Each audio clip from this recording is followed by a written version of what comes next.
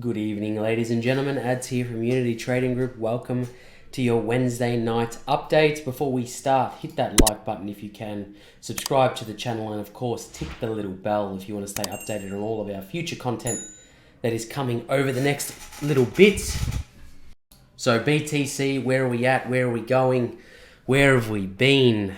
Man, it has been a relentless run. We have been moving just to the right-hand side. Let's turn Gravy Train off for the minute. But since we spoke last, we have retested that 272, which is the trend-based Fibonacci from swing low to swing high. Of course, we started from this swing low to this swing high and back to the pullback, of course. And we formed this trend-based Fibonacci, which you see on the chart, which is from the 1, of course, all the way to the 272, 68, 78, and of course the 200% fibs. And we are just in between the 618 and the 272. We've been respected on both. So which way are we going to go? Nobody knows. But what we can do, we can have a look and see where our indicators lie. So if we're looking at the 4-hour time frame, there's a couple of indicators that are really lining up with each other. So looking towards the RSI, CCI, and of course our homegrown steamroller indicator, we're looking like we are quite overbought now at this time. So RSI sitting on the 68 even, CCI moving back in the bands, and steamroller very obviously there being overbought. And we have been for some time. Since we were here last, we were rejected on our level of supply, and we did have a very short pullback to a relevant level of demand before moving to the upside. That is probably what we're going to see for BTC. If I zoom into the 1-hour chart, excuse me, we can see that we are coming down and we are squeezing in possibly towards that 45,000 mark. So we've retested that level once. We go back to the 4-hour time frame. It is a wick on the 4-hour. But if we come back down and retest that 45K mark again for a second retest, and it probably will take a little bit longer to get there this time. But if we are to get there, it would cool off the indicators, just a little bit more, so we can have a movement to the upside or even retest that 618 scenario. That's one scenario for BTC. That's the bullish scenario.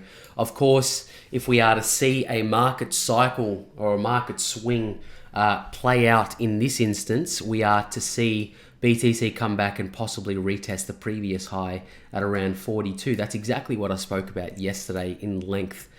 So if you haven't watched yesterday's update, go back and watch it. It's not too far away from where the price action is at the moment, so it is still relevant.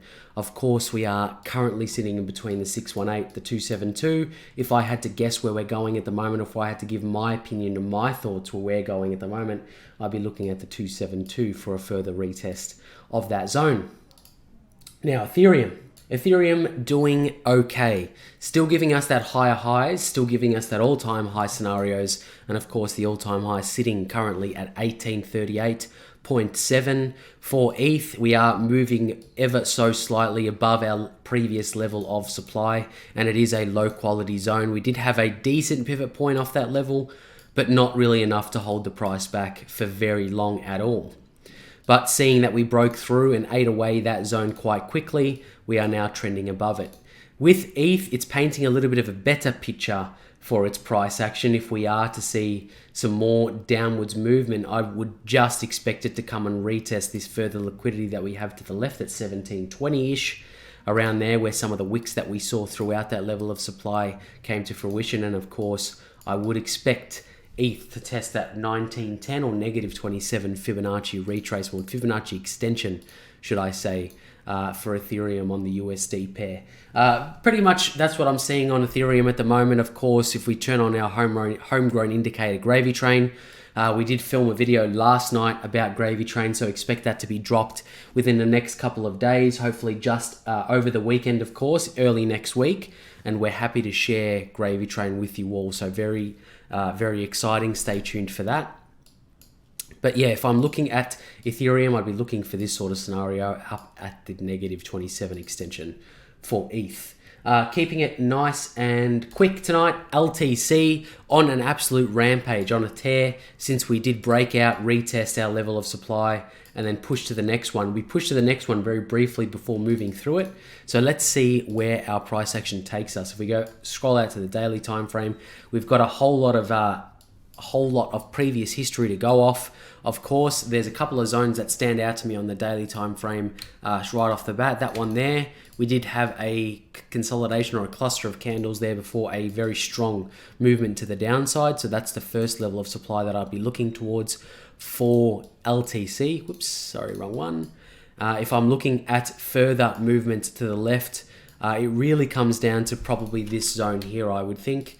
It's a little bit bigger for my liking. I'll keep it about there. So the further two zones that I'm looking towards, we've probably tested the first one. Oh, not quite yet on the daily. On the daily, it's got some room to move to the upside on all the indicators, bar the CCI, but that's a very late mover.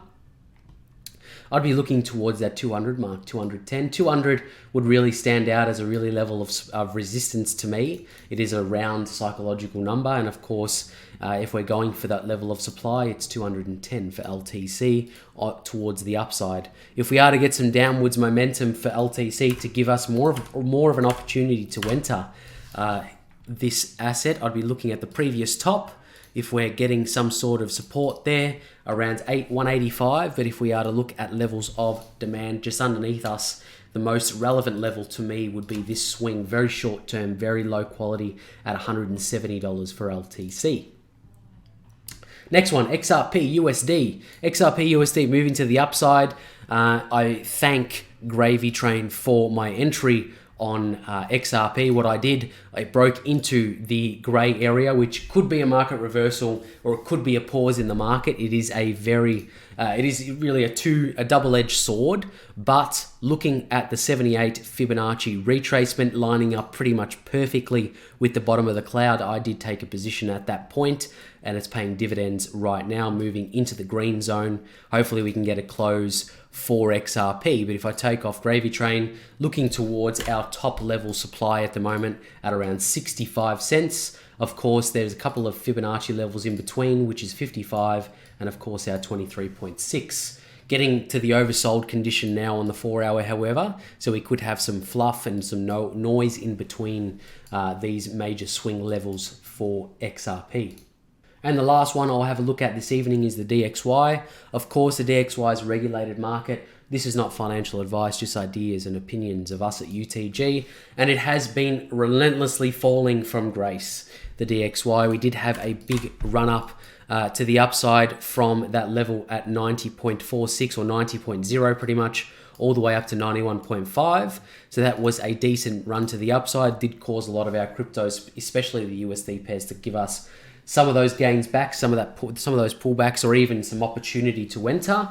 But we are seeing this come to fruition, where we are looking at the DXY, the strength of the DXY as it declines. We are seeing the likes of BTC, Ethereum, LTC move to the upside. So like I said yesterday, like I did explain yesterday, as we are to move up in the market cap, as more money is to enter this space, and this space I mean the crypto space, the DXY will become more and more important for looking at market direction.